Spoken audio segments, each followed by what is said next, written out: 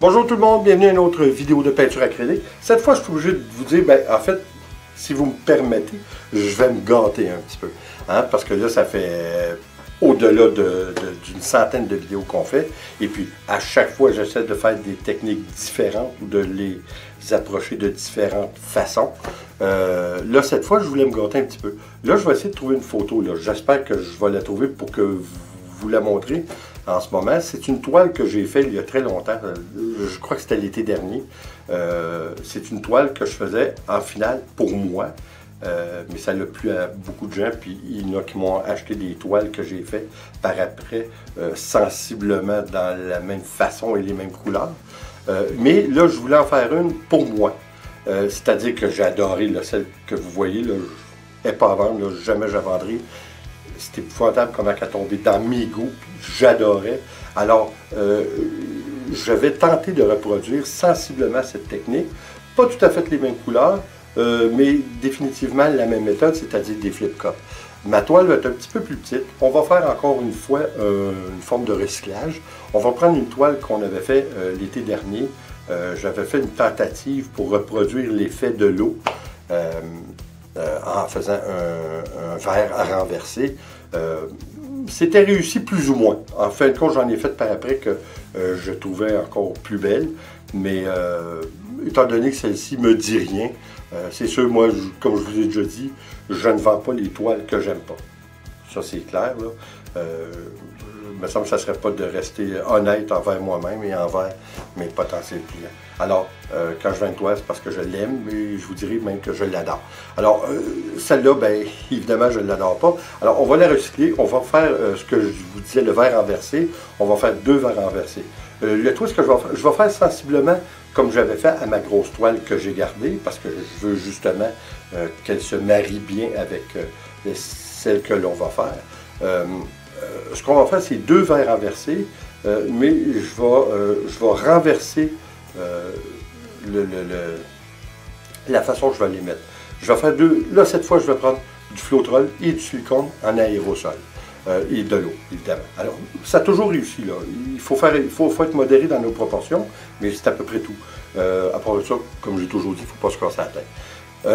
Alors, ce qu'on va faire, c'est que, comme je dis, on va faire 2 verres renversés, mais on va faire environ 5 ou 6 couleurs.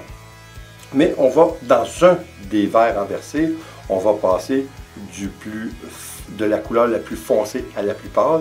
Et pour l'autre verre qui va nous faire servir de verre renversé, on va y aller à l'inverse. On va partir des plus pâles et alors, on va voir ce que ça donne. On a déjà une bonne idée, là. Je pourrais la brûler pour créer des plus grosses cellules, mais je crois que les cellules vont être assez. Je n'ai pas l'intention de créer des grosses cellules, étant donné que ma très grosse toile, il y a des grosses cellules comme effet, et je ne veux pas tout à fait. Vous savez, je veux garder le même style sans trop m'en approcher. De toute façon, on ne pourra jamais faire 2 pareils. Il y a juste une façon de le savoir, hein? C'est d'aller l'essayer. Alors, on y va immédiatement.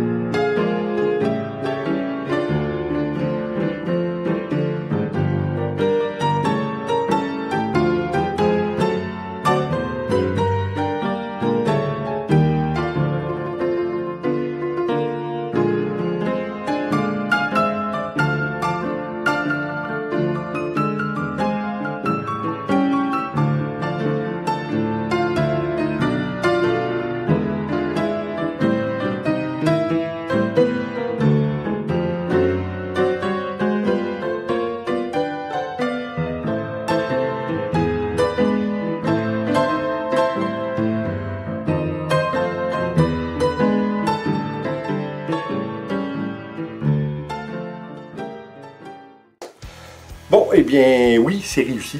Écoutez, là, on a fait la preuve. Hein, par contre, on a encore fait la preuve que vous pouvez prendre les mêmes couleurs identiques pour deux verres renversés et avoir un résultat très, très différent selon la procédure que vous faites pour mettre les couleurs d'acrylique.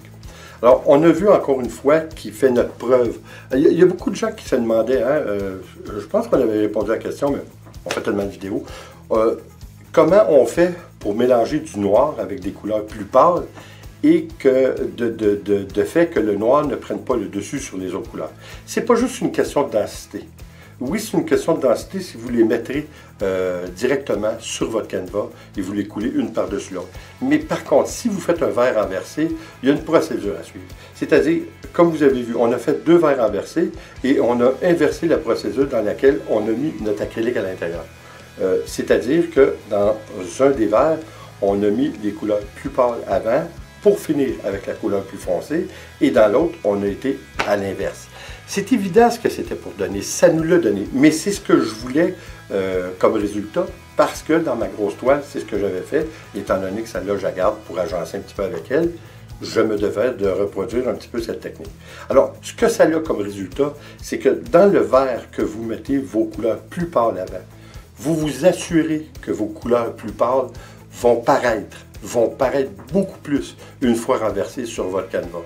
Tandis qu'à l'opposé, si vous mettez des couleurs beaucoup plus foncées avant de mettre vos couleurs pâles, votre couleur foncée, surtout du noir et du brun foncé, ça va prendre le dessus. Vous verrez presque pas les couleurs pâles, dont le blanc peut disparaître presque complètement. Comme vous voyez ici, là, c'est clairement, vous voyez, quel beau jeu de mots, hein, c'est clair, la différence, on la voit très bien, hein, les deux parties.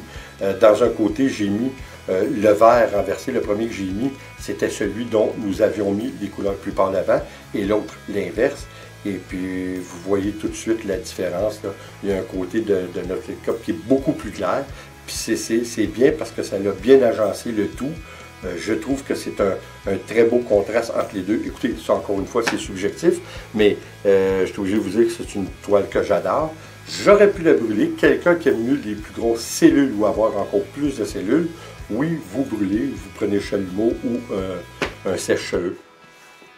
Tout est bon. Écoutez, pour moi, je suis satisfait comme elle est. Alors, je ne la toucherai pas. J'ai remarqué qu'à certains endroits, je vois un petit peu de bleu en dessous. Ça dérange plus. Moi, je vous dis que ça ne me dérange pas tellement. Je vais peut-être corriger ça. Je vais y passer un petit peu plus tard. Alors, écoutez, là-dessus, oui, avant, je voulais vous montrer quelque chose. Vous vous rappelez, la dernière qu'on a fait, celle-ci, où on a fait la technique que j'ai appelée le transfert canevas sur canevas. La raison principale que j'avais fait cette technique, que vous allez voir à la fin, je vais donner le lien. La raison principale que j'avais fait ça, c'était pour créer deux toiles qui s'agençaient bien pour être l'une à côté de l'autre sur un mur. Hein, parce que des fois, c'est un petit peu complexe, puis on a essayé plusieurs techniques pour agencer deux toiles sur un mur, mais je trouvais que c'était une belle approche qui ressemblait à notre technique, comme on avait dit, sur le papier série. Que c'est très très bien pour une toile. Alors pour deux toiles, et puis c'est ça que je voulais vous dire, vous savez, le silicone que j'ai mis à la fin par-dessus, ça l'a fait deux choses. Le craquelage que ça l'a fait, c'est pas craquelé complètement, on dirait plus un effet de peau. Je trouve ça très très bien, faut-il encore aimer ça, mais le silicone que j'ai mis à la fin, c'était pour rendre de un l'acrylique un petit peu plus fluide, parce qu'elle était très épaisse, ça l'a empêché de craqueler, mais vraiment de craqueler beaucoup. Là, c'est un effet plus poreux. En tout cas, moi, je trouve ça bien. Mais ce que ça l'a fait aussi, le silicone, c'est que ça lui a donné comme du brillant, comme si on le vernissait. Fait que je trouve ça super bien. Je suis obligé de vous dire que j'adore cette technique. Puis, éventuellement, je vais en faire deux grosses toiles, parce que je pense que c'est une des seules façons d'y aller pour agencer parfaitement deux toiles. Fait que ça va être dans mes projets futurs, sous peu. Alors, écoutez, j'espère que vous avez aimé. Encore une fois, il y a des parties que c'est subjectif, mais ce qu'on doit ressortir, surtout beaucoup de cette technique aujourd'hui, c'est quand vous voulez faire des verres renversés et que vous voulez que vos couleurs plus pâles soient apparentes, alors mettez des couleurs plus pâles avant. Là-dessus, je vous dis merci d'être là, merci de revenir. Et puis, encore une fois, s'il vous plaît, abonnez-vous, laissez un commentaire et partagez. C'est toujours apprécié. On se revoit aux prochaines vidéos. Attention à vous. Ciao.